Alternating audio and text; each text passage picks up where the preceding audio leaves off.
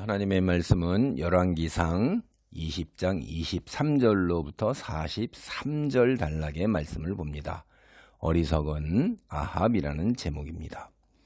이제 큰 군대를 거느린 아람 왕 벤하닷이 겨우 7,000명에 불과한 아합 왕에게 대패했습니다. 하나님께서 한 선지자를 아합에게 보내 전쟁에서 승리를 주실 것과 그리고 전쟁을 어떻게 해야 되는지 그 방법을 일러주셨기 때문입니다. 그리고 이제 다시 선지자를 보내서 벤하닷이 이듬해에 다시 쳐들어올 것이니 힘을 길러 준비하라고 말씀하셨습니다. 열왕기상 20장 23절로 30절 단락은 아합이 다시 쳐들어온 벤하닷을 상대로 해서 아벡이라는 곳에서 이제 승리하는 내용을 담고 있습니다. 먼저 23절을 봅니다. 아람 왕의 신하들이 왕께 아뢰되 그들의 신은 산의 신이므로 그들이 우리보다 강하였거니와 우리가 만일 평지에서 그들과 싸우면 반드시 그들보다 강할지라.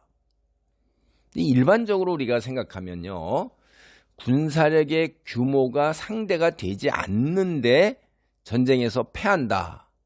이거는 우리가 상상하기 어려워요. 근데 현실적으로 오늘 성경을 보면 그런 어처구니 없는 일이 일어난 것입니다.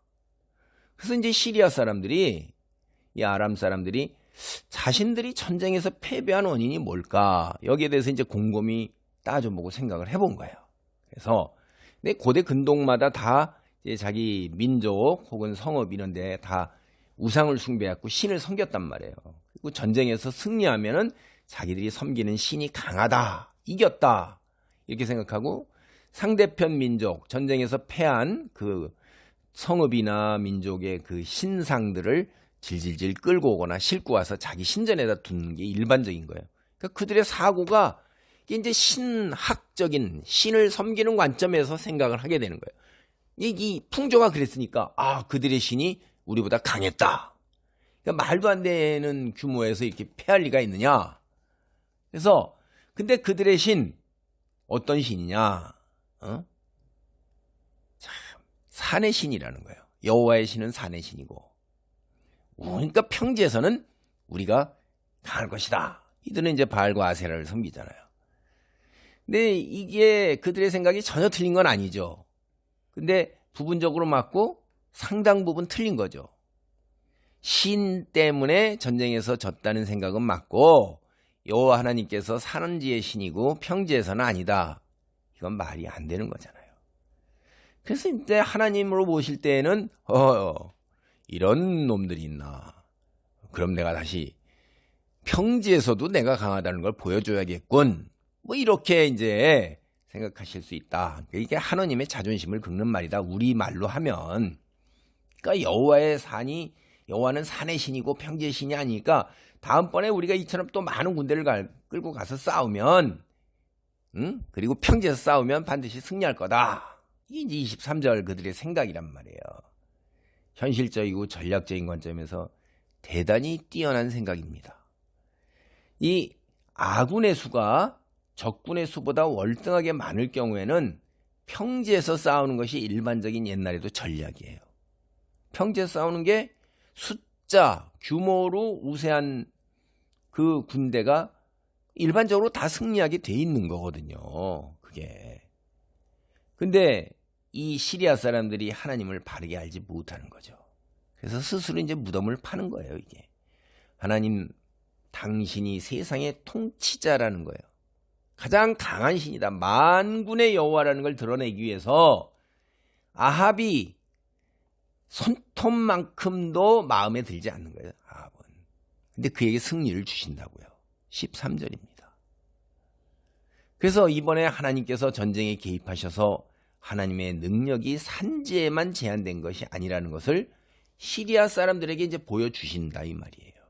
시리아 사람들 자신의 무지한 거예요. 여호와 하나님 산지의 신이다. 그렇게 무지한 거고 그리고 하나님의 자존심을 건드린 겁니다. 우리 말로 치면 당연히 말도 안 되는 아합, 하나님께서 심판을 해도 부족한 아합. 그 아합이 승리하는 거예요. 기가 막힌 일이 벌어지는 거죠. 우린 그래서 하나님이 하시는 일을 우리 생각으로 다 알기가 쉽지가 않다 하는 거죠. 사실 모르죠. 여호와의 선지자 또 옆에다 참모 하나님의 사람을 보내서 붙여두시기까지 하셔요. 근데 반면에 이제 베나닷 이 사람들은 뭐예요? 자기 머리만 의지하는 거예요. 경험을 의지하는 거예요. 잔머리 굴리는 거예요. 아니 신의 참모와 사람의 잔머리 전략 참모와 붙으면 이게 되겠습니까? 하나님 지혜하고 인간의 지혜라 이 말이에요. 결과 말하지 않아도 뻔한 거예요. 그래서 피조물 된 인간이 자기 분수를 알아야 되는 겁니다. 근데 우리는 분수를 모르고 인간 자기 스스로 창조주 위치에 서고 인본주의에 서는 게 뭐 허다하죠. 우리는 그런 생각밖에 못하고 그리고 뭐 온 세상이 다 그렇게 가르치고 있고 그렇게 인생관, 교육관, 세계관, 역사관을 다 가지도록 배웠고 그래서 교회에 다녀도 교회 학교에 나와도 저 같은 경우에는 이 신본주의 그러니까 세계 역사, 하나님이 통치자, 모든 일에 하나님의 손길 이런 거를 생각하고 바라보고 그렇게 관점에서 생각하지를 못했어요. 그게 사람이 학교에서 늘 배운 것이 다 인본주의의 관점을 배웠었고 그렇게 배웠으니까 이제 그런 거고 진화론만 창조론이지 뭐 하나님이 천지를 창조하신 이렇게 생각하는데 그래서 어떻다는 건지 나의 삶이 어떻게 적용돼서 내 삶이 어떻게 살아야 되는지까지는 생각이 미치지 못했었습니다. 짧았던 거죠. 오늘 본문을 보면 이듬해 베나닷은 엄청난 군대를 소집해서 이제 이스라엘을 침략합니다. 이 가나안 지역에서는 대체로 봄이나 이른 여름에 전쟁을 한 거예요. 여러분 6.25 때 북한이 남한을 침략해야 할 때 왜 6월 25일 날 했냐? 마찬가지 이야기예요. 이게 날씨가 심하게 덥지 않고 짐승들을 먹일 풀이 있고 봄에 수확하는 곡식이 있었고 군량미 구하기 쉬워요. 다음 농사에 지장이 없어요. 이런 거예요. 그러니까 6.25도 그때쯤 계절 타서 쳐들어온 거고 여기 오늘 성경 나오는 이 시리아 아람왕 베나닷이 그때 쳐들어오는 것입니다. 아벡이라는 곳에서 26절을 보면 만나요. 이제 아벡이 어디냐? 이게 5곳이나 돼요 지금. 그래서 우리가 어딘지는 정확히 알 수 없지만 아마도 평지에 있는 곳이라고 그러면 골란고원, 오늘날 말로 골란고원. 거기가 이제 평지가 있거든요. 그래서 아마 거기일 거다 이렇게 추측만 하는 거예요. 그러니까 우리가 모르는 건 모른다고 그래야 됩니다. 근데 마치 이걸 상상해서 아는 것처럼 얘기하는 게 거의 다 학자들이 그런 이야기를 많이 해요. 자유주의 신학자들 다. 상상으로 신화를 써서 소설 써서 그걸 성경보다 더 앞세워요. 27절을 표준 세번역 변경으로 이제 우리가 읽어보면 이스라엘 군대는 시리아 군대에 비하면 마치 작은 염소 2떼와 같았고 시리아 군대는 그 땅을 가득 채울 만큼 많았다 라고 기록하고 있어요. 어떻게 생각하세요 여러분? 평지에서 염소 2떼와 온 땅을 채운 군대. 영화에서 보면 작은 무리를 그 큰 무리가 격격으로 둘러서서 그 원이 점점 줄어들었고 나중에는 다 죽어 없어지더라고요. 그런 거 영화에 저 여러 번 봤어요. 전쟁을 하는데. 그리고 시리아 사람들이 원했던 평지에서 군사의 규모가 큰 시리아가 전쟁을 하는데 이 군사의 규모가 승패를 결정해요. 평지는. 모든 상황은 다 이거 시리아에게 이미 승리가 예견되어 있는 겁니다. 근데 이제 시리아가 놓친 한 가지 결정적인 요소가 여호와 하나님이죠. 평지의 신이 아니라 창조주요 통치자라는 거예요. 그래서 이스라엘이 하나님을 놓쳤는데 열왕기상 20장 28절로 29절에 이렇게 쓰여 있어요. 그때 하나님의 사람이 이스라엘 왕에게 나와 말하여 이르되 여호와의 말씀에 아람 사람이 말하기를 여호와는 산의 신이요 골짜기의 신은 아니라 하는도다. 그러므로 내가 이 큰 군대를 다 내 손에 넘기리니 너희는 내가 여호와인 줄 알리라 하셨나이다 하니라. 진영이 서로 대치한 지 7일째라. 7째 날에 접전하여 이스라엘 자손이 하루에 아람 보병 10만 명을 죽이매. 우리가 기대했던 것처럼 하나님께서 이제 예언자를 아합에게 보낸 겁니다.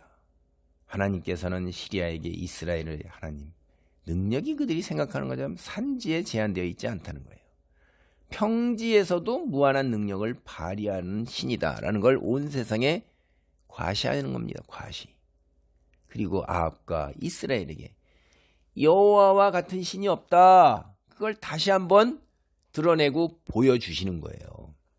그게 29절입니다. 그래서 이스라엘과 시리아 군대가 서로 마주보면 이제 진을 쳤죠. 처음 6일은 이제 탐색하는 거예요. 서로 막 이렇게 쉽게 어떻게 어느 정도 되는지, 주로 무언지, 기병과 보병과 전차가 어느 정도 있고 뭐가 있는지 다 보고, 또 혹은 주변에다 어디다가 복병을 숨겨놓은 건 없는지 살펴봐야 되잖아요. 이게 앞에 있는 게 전부가 아니니까. 그래서 이제 7일째 되는 날 드디어 전투를 시작했어요. 근데 이게 예견대로예요. 이스라엘의 일방적인 완승이잖아요. 아니, 하루에만 시리아 보병 10만 명을 죽였어요. 10만 명. 응? 10만 명이라는 숫자, 여러분 10만 명이 죽어서 평지에 널브러져 있어 보세요. 이게 어마어마한 거죠. 아마 이스라엘 병사들은 팔 떨어져 나갔을 거예요. 그리고 나머지는 아백성으로 도피했는데 하나님께서 도피한 그들을 성벽에 깔려서 성을 무너뜨리셔서 2만 7천 명이 성벽에 깔렸어요. 이게 여러분, 이게 우리가 생각이 갑니까? 성벽이 무너져 내리면서 2만 7천 명 성벽에 깔렸다는 게 이게 소설 같잖아요. 그러니까 사람들이 성경을 안 믿는 거예요. 하나님이 하시기 때문에 그러는 거예요. 이게 여호와의 손길이 직접 개입했다는 결정적 증거가 이런 것들이에요. 이제 베나닷, 야, 이거 나 죽게 됐구나. 자기 혼자 살기 위해서 성벽 골방으로 들어가서 혼자 숨은 거예요. 이게 왕다운 위신이나 장수로서의 지도력, 이거 아무것도 찾아볼 수도 없어요. 혼자 살겠다는 치졸하기 짝이 없는 행동이에요. 이건 뭐 장수도 안 되고 뭐 왕은커녕 이건 뭐 병사로서의 의리도 없는 거죠. 아유, 왜 그럴까요? 이 사람만이 특별하게 아주 못난 사람일까요? 똑같은 거예요. 세상 사람 전부 다 죽으면 모든 거 다 잃어버리고 끝장나요. 그러니까 우리가 영화, 드라마, 소설 다 보세요. 자기 혼자 살기 위해서 어떻게 살아남기 위해서 사람들이 어떻게 발버둥 치냐. 모든 수단 다 동원하는 거예요. 이게 사람의 전형적인 삶의 모습인 거예요. 근데 우리 그리스도인은 어때요? 여러분 정말 믿어요? 세상 잠깐 살다 눈 감으면 눈 뜨면 천국이란 말이에요. 뭐 그렇게 세상에서 그렇게 이사 갈 때 뭘 그렇게 많이 이구지구 가려고, 머리에 이고 손에 들고 등짝에 메고 발에 묶고 허리에 묶고 주머니 달아가지고 거기다 집어쳐놓고 이러려는 사람들이 있다면 그리스도인은 아닌 거죠. 세상에서도 오래 살고 누리려고 발버둥 치는 거예요. 세상 사람은 똑같은 거예요. 안 믿는 거예요.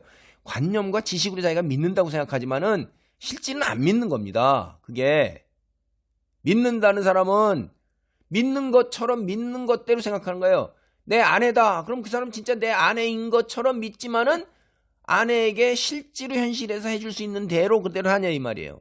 안 하면 그거 안 믿는 거라는 거예요. 그게 이제 그리스도인의 어떤 모습, 삶의 모습이 어떠냐 하는 것이 그리스도인이냐 세상 사람이냐 하는 거예요. 우리는요, 세상에서 잠깐 인생 여정 한순간이고 이후에 천국에서 영원한 상급과 삶이 있다는 걸 아는 사람이에요. 그리고 그걸 믿는 사람이에요. 그럼 그대로 살아야 되는 거예요, 세상에서.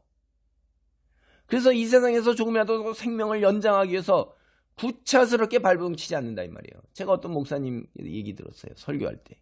6.25 때 북한이 쳐들어와서 자, 사람들 쫙 세놓고 장교가 교회 다니는 사람이 나와. 그러니까 교회 다니는 사람들 중에 나오는 사람이 별로 없더래요. 죽이니까 다 죽이는 거 알거든요, 공사 중에. 근데 몇 명이 나왔더래요. 그랬더니 오히려 안 나온 사람 다 죽여버리고요. 나온 사람 살려줄 때 너희는 믿음이 있는 사람이고 신념 있는 사람이고 그대로 살아가는 사람들. 그러니까 그런 사람들이 보기에도 일관되게 행동이 있는 사람이 수박이라는 거예요. 아니, 토마토. 겉과 속이 똑같은 거예요. 이게 내가 그런 걸 보면요. 이 세상에서 조금 더 누려서 뭘 한다고 믿음을 그렇게 저버리고 구차스럽게 하나. 그러니까 믿음대로 죽음조차 의연하게 받아들이는 게 이게 믿음을 지닌 성숙한 그리스도인의 모습인 거예요. 세상 사람 이 점에서 절대로 그리스도인 흉내 못 내요. 왜냐하면 죽으면 끝나기 때문에. 그리스도인만이 할 수 있는 거예요. 이어지는 이제 열왕기상 20장 31절로 34절 단락. 아합이 베나닷을 놓아주는 내용이에요. 32절과 34절 말미를 보겠습니다. 그들이 굵은 배로 허리를 동이고 테두리를 머리에 쓰고 이스라엘의 왕에게 이르러 이르되 왕의 종 베나닷이 청하기를 내 생명을 살려주옵소서 하더이다. 아합이 이르되 그가 아직도 살아있느냐? 그는 내 형제니라. 중간에 생략하고요. 이에 더불어 조약을 맺고 그를 놓았더라. 베나닷에게 이제 평지에서 싸우라고 조언했던 참마들이 이제 전쟁에서 대패하자 이제는 이제 생명을 부지할 수 있는 계략을 갖다 제안한 거예요. 항복하라는 거예요. 그들이 들은 바에 의하면 이스라엘 왕들이 인정이 많다는 거예요. 피굴하지만 항복해서 살려달라고 싹싹 빌어보자는 거예요. 이게 31절이죠. 근데 우리말 이제 성격 번역본엔 이 언약적 개념이 드러나지 않고 단지 약자에 대한 강자의 자비 이게 이제 나와요. 근데 실제 원문 본문의 핵심은 34절의 그 언약의 갱신이에요. 베나닷의 신하들이 이스라엘 왕들을 인자한 왕들이다 라고 여기 인자라고 번역했잖아요. 그게 히브리어 그 원문의 핵심으로 보면 언약적 충성이에요. 언약적 충성. 언약을 신실하게 잘 지킨다는 거예요. 그러니까 베나닷의 신하들이 이스라엘 왕들이 언약을 잘 맺고 그리고 맺은 언약은 참 잘 지키는 사람들이다. 그러니까 우리가 옛날에 이스라엘과 맺은 옛 언약이 있지 않느냐. 그걸 바탕으로 해서 호소해보자. 이렇게 제안을 하는 거예요. 그러니까 이 문화의 유대의 문화의 뭐냐면 하나님과 맺은 신에 산 언약의 그 언약이 어떠한 거냐. 그 언약을 나름대로 잘 지키려고 애를 쓰는 삶의 모습이 세상에까지 이렇게 다 드러나 있는 거라는 거죠. 이거 전쟁에 패한 약자가 살기 위해서 강자에게 살려달라고 막 호소해서 그 자비를 붙드는 게 아니에요. 이게 신하들의 제안, 과거에 맺은 그 언약을 그거를 근거해서 그걸 잘 지켜서 우리 살려주세요. 이러는 거예요. 신하들 제안 위에 이제 대안이 없어요. 베나닷 생각해봐도. 그래서 굵은 배로 허리를 묶고 목에 줄을 매고 머리에다 뭐 이렇게 태도 씌우고 마치 이게 이제 우리 예전에 가정을 해준 책 하기 전에 옛날에 보면 이제 상주들이 입은 옷하고 비슷하게 그렇게 생각이 들잖아요. 그래서 지는 안 가고요. 지 신하를 보낸 거예요. 그러니까 배로 허리를 묶었다. 수치와 근신이에요. 내가 삼가 근신하겠습니다. 모욕과 조롱 다. 목에 줄을 맺은 것. 당신과 맺은 언약, 당신이 이 줄 잡아 끄는 대로 그대로 가겠습니다. 이거예요, 이게. 그걸 표현한 거예요. 그 베나닷 신하들이 나와서 이제 그냥 베나닷 왕의 목숨만 살려주옵소서. 이렇게 이제 구걸을 하니까. 근데 아합이요, 베나닷의 신하들을 환대하는 거예요, 환대. 쌍수를 들고 나오는 거예요. 그러니까, 이거 징조가 좋다. 그러니까 신하들이 가서 베나닷을 데리고 나온 거죠. 근데 아합이요, 베나닷의 품위를 회복해 왕으로서 그를 동등하게 자기 병거 위로 올려놓고 그다음에 자기 왕처럼 품위 있게 대접하고 이러면서 이제 조약을 다시 또 새로 갱신해서 맺는 거예요. 그러니까 이제 거기서 베나닷은 또 뭔가 주어야 되잖아요. 보여줘야 되잖아요. 자기가 그렇게 한 걸로. 그러니까 담례로 이제 빼앗은 땅 돌려줄 것입니다. 그 다음에 우리 수도가 다마스코스 이 안에 당신도 상업 중심지 가게를 내고 거리를 쫙 세서 당신의 상업 중심지 무역센터를 세우소서 이러는 거예요. 약속 지키겠어요? 뒤에 가서 보세요. 이런 세상 세상 사람들 참. 어쨌든 이러한 조약을 맺은 후에 이제 아합은 베나닷을 살려 돌려보내는 게 34절입니다. 그때 엘리야가 아합을 뭐라고 그랬냐면요. 우리가 18장 18절에 보면 이스라엘을 괴롭게 하는 자 이렇게 규정했어요. 이 말은요 어디 나오는 말이냐면 제가 앞서도 말씀했었죠. 이거 여호수아서 7장 25절 거기를 보면 이렇게 나와요. 여호수아가 이르되 내가 어찌하여 우리를 괴롭게 하였느냐. 괴롭게. 여호와께서 오늘 너를 괴롭게 하시리니 온 이스라엘이 그를 돌로 치고 불사르고. 그러니까 아간이 이스라엘을 괴롭게 했던 일 그거예요. 그 단어입니다. 이게. 아간이 어떻게 했어요? 물건 취하지 말라 그러는데 하나님께 속한 거를, 물건에 욕심이 들어가지고서 하나님께 속한 것을 취하고 감췄어요.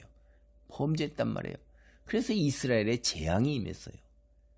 아합 똑같은 거예요. 오늘 본문을 보면 하나님께 속한 베나닷의 생명을, 하나님께 속한 걸 자기가 훔친 거예요. 하나님이 진멸 했으면 하나님께 속한 거란 말이에요. 근데 자기 의지로 자기가 택해서 살려줬잖아요. 이게 이스라엘을 괴롭게 하는 자예요. 그게 엘리야가 벌써 그렇게 얘기를 한 겁니다. 우리는 아간의 사건을 근거로 할 때 두 가지 질문을 할 수가 있어요. 첫째, 아합이 베나닷을 살려주는 이유가 아간처럼 자기 개인적 이익을 위해서 옷과 금을 훔친 거하고 똑같은 거냐 하는 거예요. 두 번째, 이 일로 인해서 아합 역시 아간처럼 똑같이 그런 운명을 맞게 될 거냐? 성경 보면요, 이 두 질문에 대해서 모두 그렇다라고 답을 하고 있습니다. 이어지는 열왕기상 20장 35절로 43절 말씀은 이제 예언자가 와서 아합을 규탄하는 내용이에요. 먼저 35절로 36절을 보겠습니다.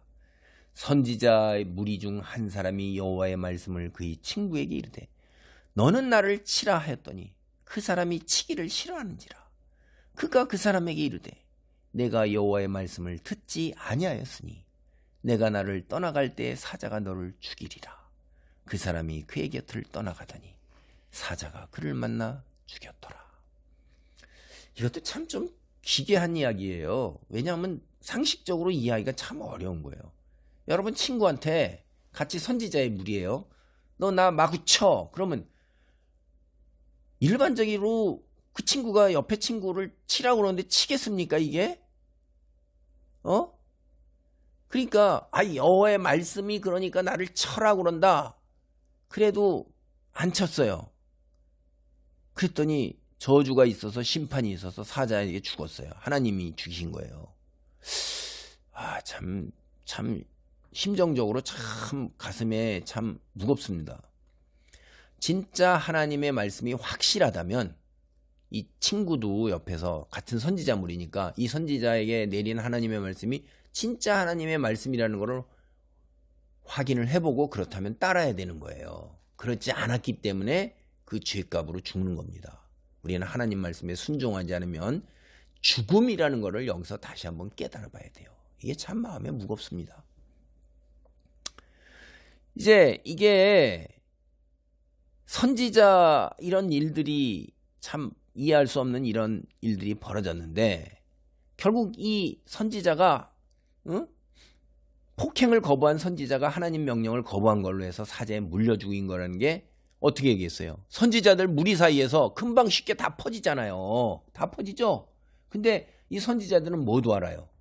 여러분 우리가 벌써 앞에 13장 24절 거기 보면 남유다에서 올라온 선지자 있죠? 하나님 명령에 순종하지 않고 재물 탐내면서 민기적하고 엉덩이 깔고 바로 안 돌아갔다가 어떻게 했어요? 거짓 선지자가 와가지고 나도 하나님의 선지자다라는 데가 따라가서 거기서 먹고 마시고 했다가 네가 하나님이 먹지도 마시지도 말고 곧장 돌아가라는데 그 말씀을 따라하지 않았으니 죽을 것이라고 그때 죽었잖아요. 사자에게 물려 죽었어요. 그 얘기 모르겠어요?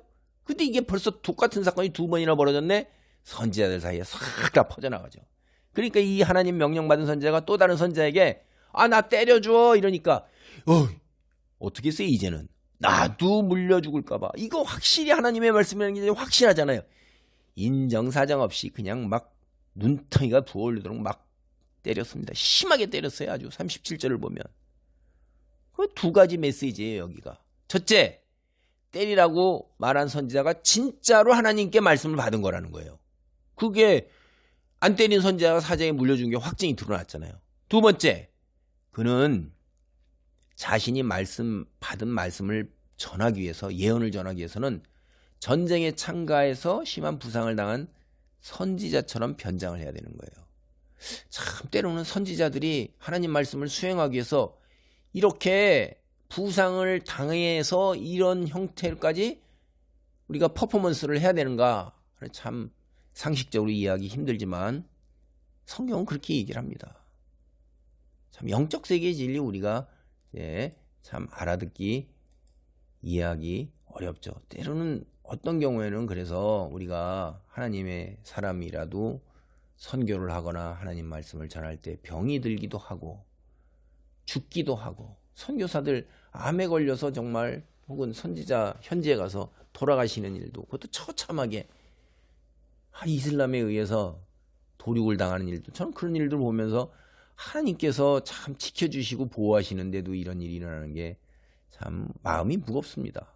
우리 눈에 보이지 않는 것, 그런 것들에 무언가의 영적인 전쟁, 눈에 보이는 것이 실체의 전부가 아니다라는 걸 또 암시받을 수 있어요. 이제 심한 상처를 입은 선지자가 얼마 전에 쓰던 이스라엘과 시리아 사이의 전쟁에서 이제 부상당한 군인처럼 위장하고 도로변에 앉아 있다가 아합이 지나가는 걸 보고 왕이야 하고 부른 거예요. 이제 선지자는 옛적에 나단이 다윗을 찾아가고서 그의 간음에 대해서 비유로 이야기했던 것처럼 똑같이, 그게 사무엘하 12장 1절로 10절에 나오는 달라 이야기거든요. 아합에게 이제 비유로 이야기하는 거예요. 선지자의 이야기가 이러해요. 한 군인이 자기에게 포로를 데리고 와서 감시하라고 했어요. 만일 포로가 도망가면 내 생명을 내놓든지 아니면 은 1달란트를 내놔야 된다, 이렇게 한 거예요. 그리고 이제 그 포로가 감시가 허술한 틈을 타서 도망쳤어요. 이게 선지자가 아합에게 왜 이런 이야기를 하냐 하면, 도망간 포로의 몸값 은 1달란트가 이게 너무 지나친 금액이니 왕이 판결해서 도망간 포로의 몸값 좀 낮춰달라, 이런 얘기예요. 이게 은 1달란트가 3,000세겔인데 노예 1,000명값이에요.